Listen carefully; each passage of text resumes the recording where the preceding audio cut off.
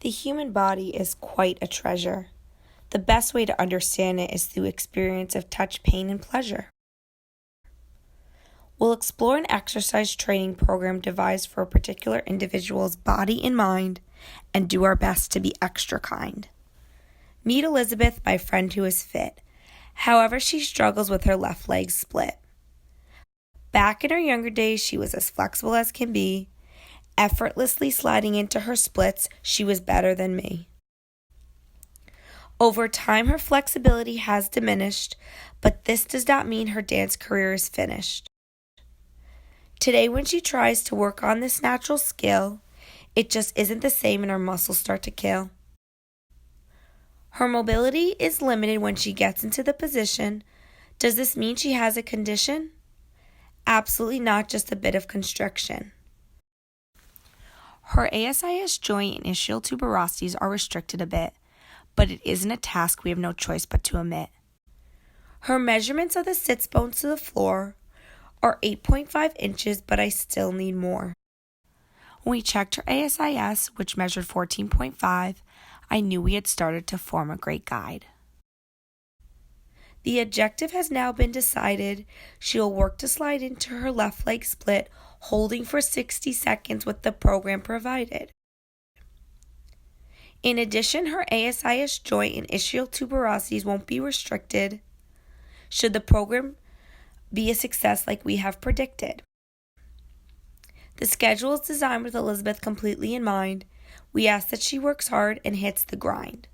Each exercise is catered to her needs, and we ask that she does it at her own careful speeds. Much of the program is about repetition. It is the best way to help with each exercise position. Some stretches are active while others passive, requiring stability. The purpose is to help her work through her tender areas and gain more mobility. With a clear assessment and goal outlined, she can begin the program that has been assigned. It is time for Elizabeth to take the plunge and begin her first exercise, the knee lunge. Her right tibia is perpendicular to the floor and left knee flexed on the ground. She extends her left hip and begins the first round. As she moves forward and back in a pretty straight line, hitting both flexion and extension in the left hip and lumbar spine. The exercise requires 10 movements overall, with 15 seconds to hold, making sure not to fall. After completing a consecutive 3-round set, she'll dive into her second exercise as she is not done yet. The deep frontal stretch starts in supine, her left knee in flexion, she mustn't whine.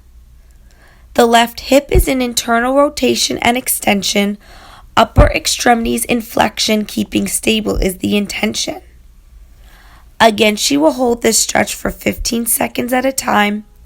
Our goal is to help her get back to her prime. The third exercise is an opener for the chest. She will complete 10 movements in 3 rounds, allowing time to rest. This one starts lying supine and parallel on a roller that is foam, moving in horizontal abduction of the shoulder, making sure not to roam. This exercise has a few other variations. Both King Tut and Funky Chicken are examples that require shoulder rotations. Her iliopsoas is a bit constrained, but with a release exercise that might help with any pain.